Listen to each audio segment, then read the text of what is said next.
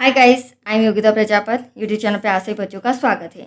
चलिए 10th class में आज मैं एक्सरसाइज 1.3 सॉल्व करा रही हूँ, जो कि मोस्ट इम्पॉर्टेंट एक्सरसाइज है बच्चों। बहुत कम सम है और क्वेश्चन नंबर फर्स्ट और सेकंड जो है वो मोस्ट इम्पॉर्टेंट है। इसमें से एग्जाम में एक ना एक सम 5 मार्क्स में डेफिनेटली पूछा जाता है, राइट।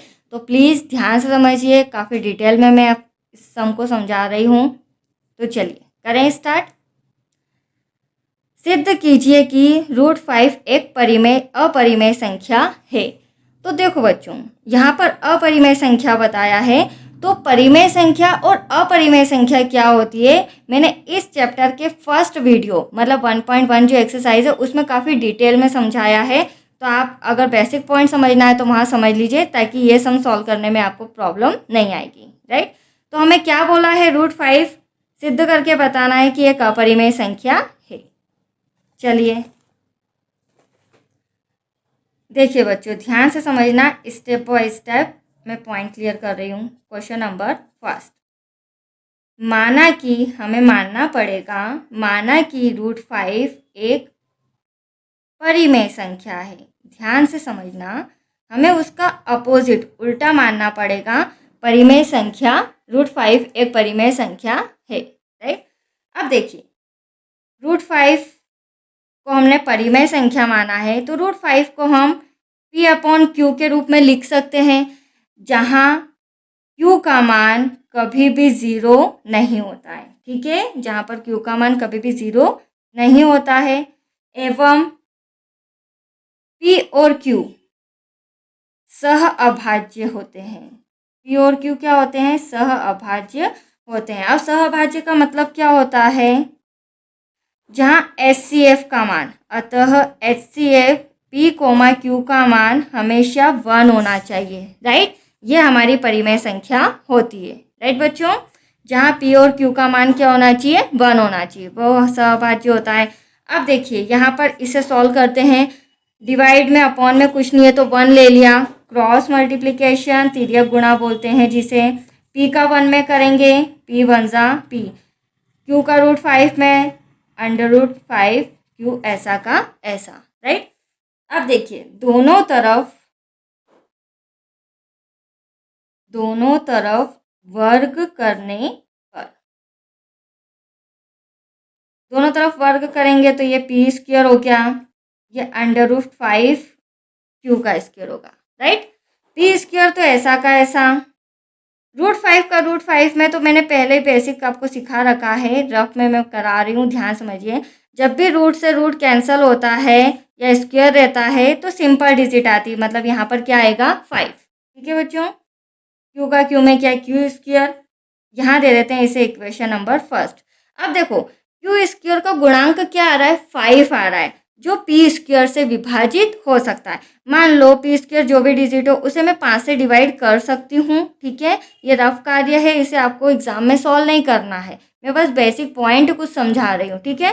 तो Q² का गुणांक क्या है, 5, जो P² से विभाजित हो सकता है। तो यहाँ हम लिखेंगे, चूंकि P² 5 से विभाजित है, इसीलिए P भी, जो P है वो भी 5 से विभाजित होगा, राइट बच्चों। जब P² 5 से विभाजित है तो P भी 5 से विभाजित होगा। चलिए ये तो हमने फर्स्ट टर्म सॉल्व किया। अब सेकेंड टर्म देखिए, अब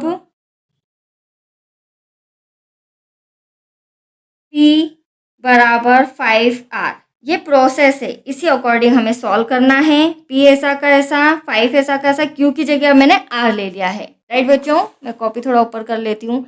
अब देखिए P = 5R, यहाँ भी दोनों तरफ वर्ग करने पर, P पे वर्ग करेंगे P² 5R का होल स्क्वायर, राइट। P² ऐसा का ऐसा, 5 5 जा 25, R का R में क्या, R²। अब देखो बच्चों, P² का मान रखेंगे यहाँ पर हम, P² का मान रखने पर आप लोग देख रहे हैं P² का मान क्या है, ये रहा P² का मान, P² का मान है 5Q², तो P² की जगह क्या आ जाएगा, 5Q²। Equals to 25r²। Q square ऐसा का ऐसा 25r² ऐसा कैसा इंटू का 5 गुणा में है तो कहाँ जाएगा, भाग में, राइट। अब देखिए 5 से इसको कैंसिल करेंगे तो क्या हो जाएगा, 5 5 सा 25, तो Q square equals to 5r²। अब देखिए यहाँ पर जो r है, r का गुणांक क्या दे रखा है हमें, 5 दे रखा है। ये भी 5 किससे विभाजित हो सकता है, क्यू स्क्वायर से विभाजित हो सकता है। जिस तरह यहाँ पर मैंने समझाया था क्यू स्क्वायर का गुणांक 5 है जो p से विभाजित हो सकता है, वैसे ही आर स्क्वायर का गुणांक भी 5 है जो क्यू स्क्वायर से विभाजित हो सकता है। तो इसको थोड़ा सा मैं कॉपी तिरछी कर रही हूँ, समझिएगा। इसको हम लिख सकते हैं क्योंकि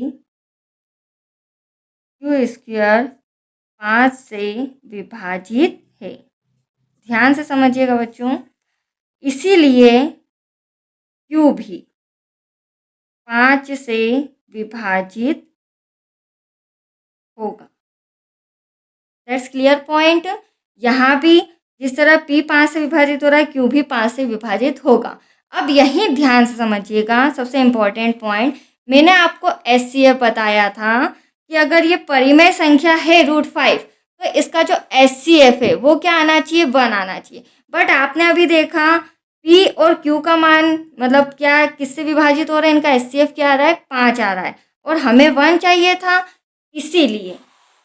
अब देखो आंसर आ चुका है, बट ये ध्यान से समझ के लिखना, क्योंकि हम यहाँ लिखेंगे P व Q दोनों ही किससे विभाजित है, 5 से विभाजित है, ना कि 1 से। अतः दोनों ही 5 से विभाजित हैं, अतः जो SCF है, जो हमारा परिमेय संख्या का PQ का मान था वो नॉट इक्वल टू 1, मतलब हमारा परिमेय संख्या का वैल्यू SCF PQ 1 नहीं आ रहा है, क्या आ रहा है, 5 आ रहा है, राइट। तो यहाँ पर हमारी जो अवधारणा है, अतः हमारी अवधारणा विरोधाभास प्रकट होती है। विरोधाभास कैसे, क्योंकि SCF हमारा 1 नहीं आ रहा है, मतलब ये परिमेय संख्या नहीं है, और परिमेय संख्या नहीं है इसका मतलब क्या हुआ, अर्थात √5 एक अपरिमेय संख्या है। That's your answer.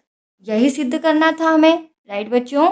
अब देखिए आपको एग्जाम में √5 की जगह √2 दे दें, √3 दे दें, √7 दे दें, कोई से भी डिजिट दे दें, आपको इसी मेथड से, ये जो मैंने आपको मेथड समझाया है, इसी मेथड से आपको पूरी तरह सॉल्व करना है, वो आपका आंसर होगा, राइट बच्चों।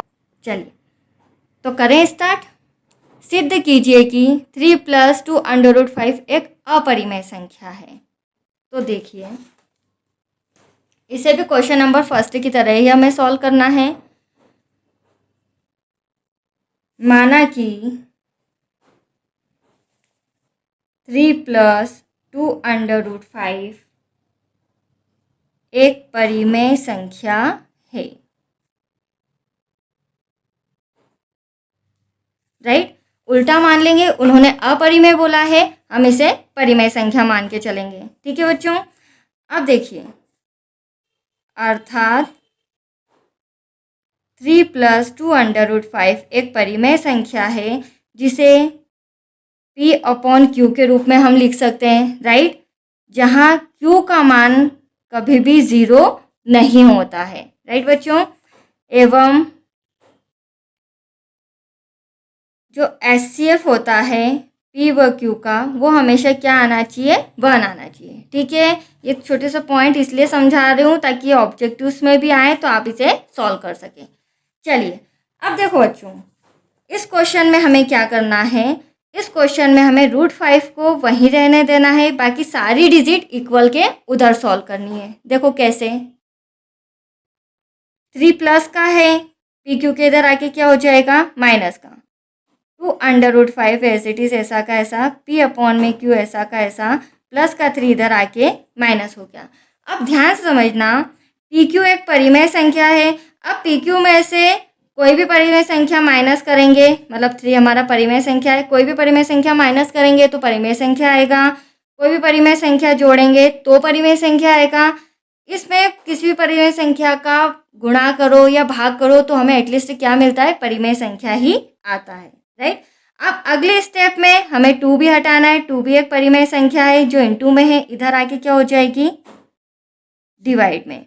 P अपॉन में Q -3 डिवाइडेबल बाय अपॉन में 2। तो देखो √5 अलग रह गया, मैंने पहले ही स्टार्टिंग में बोला था √5 ऐसा का ऐसा रहना देंगे। क्यों, इसलिए मैंने इसे रहने दिया क्योंकि बच्चों क्वेश्चन नंबर फर्स्ट में हमने समझा है कि √5 एक अपरिमेय संख्या है, राइट, और ये सभी क्या है, परिमेय संख्या। इसे मैं दे देती हूँ इक्वेशन नंबर फर्स्ट।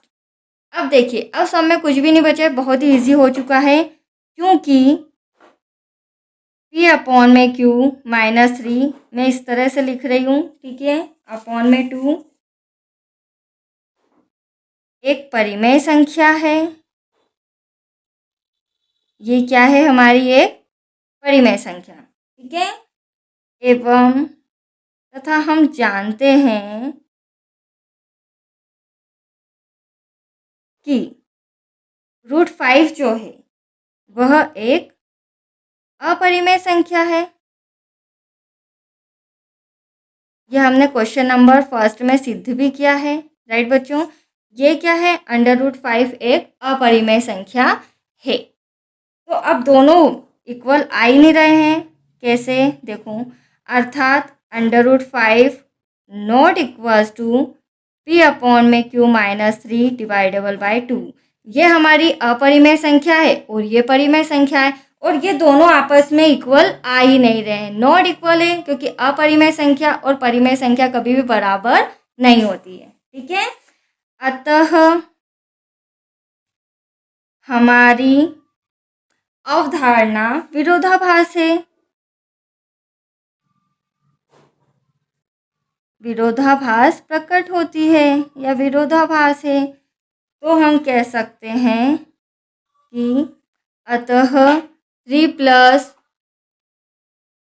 2 √5 एक अपरिमेय संख्या है। यही हमें सिद्ध करना था बच्चों, दैट्स योर आंसर। तो आया आपको समझ में, काफ़ी डीप में मैंने step by step point two point clear किया है।